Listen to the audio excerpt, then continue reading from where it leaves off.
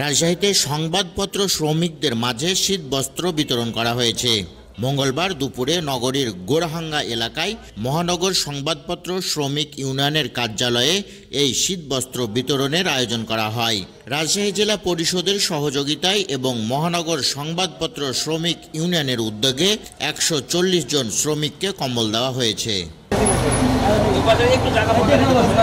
এ সময় শ্রমিকদের হাতে কম্বল তুলে দেন একুশে টেলিভিশনের রাজশাহী বিভাগীয় প্রতিনিধি ও দৈনিক যাই দিনের ব্যুরো প্রধান বদরুল হাসান লিটন ও মহানগর সংবাদপত্র শ্রমিক ইউনিয়নের সভাপতি দুলাল হোসেন।